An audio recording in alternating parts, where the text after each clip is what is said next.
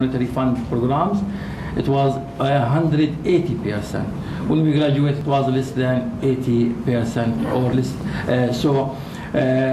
The debt service also, it was 33%. When we graduated, it was 12%, third of its level.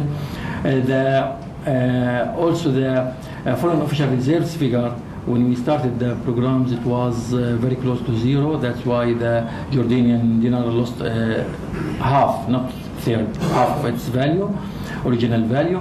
But in 2004, it was covering 7 months of imports. 7 months of imports, it means for the IMF and international standards, any country has more than 3 months of imports.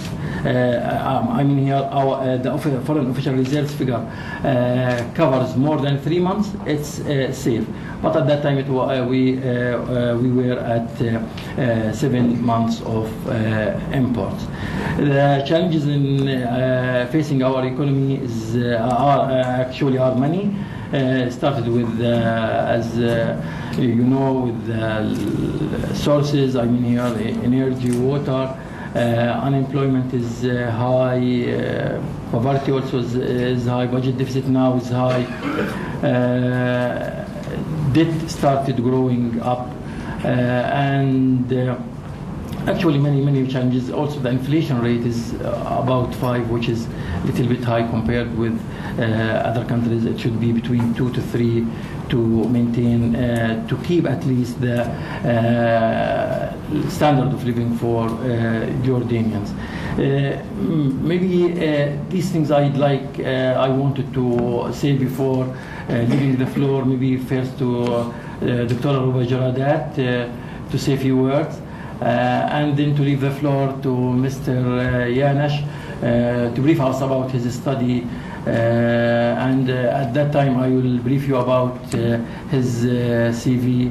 He is an expert in many countries, many fields, many years. Thank you. Good morning.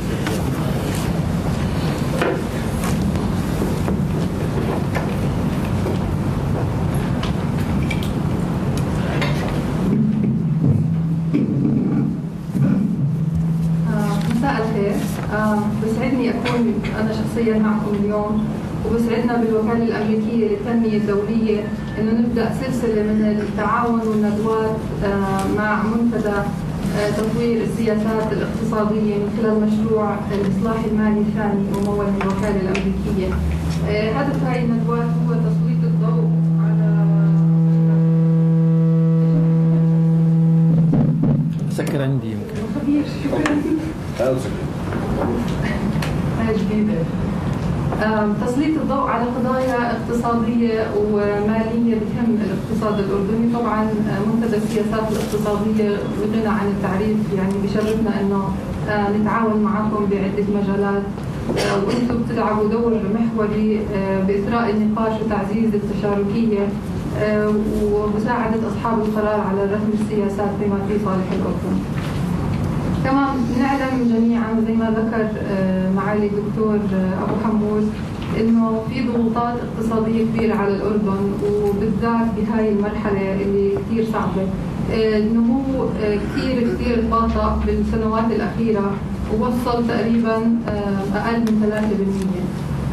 هذا أقل من معدل النمو السكاني الطبيعي.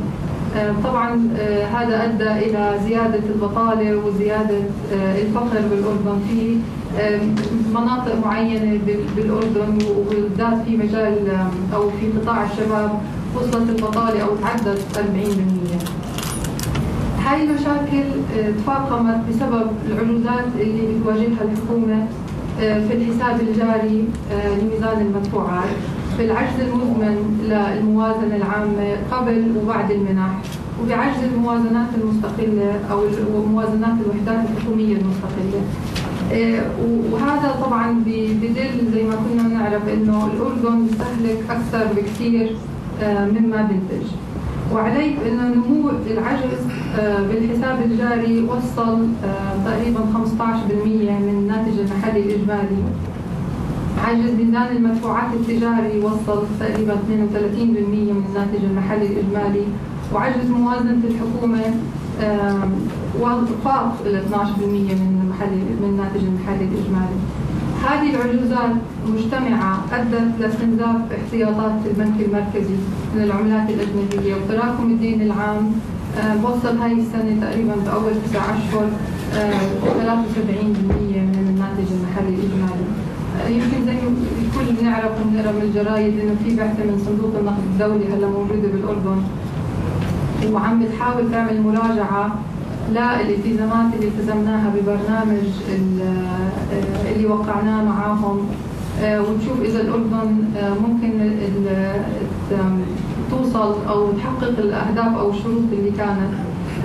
الوضع كتير صعب هلا، اللي عم نطلعوا عليه اللي هي النتائج حتى نهاية شهر 9.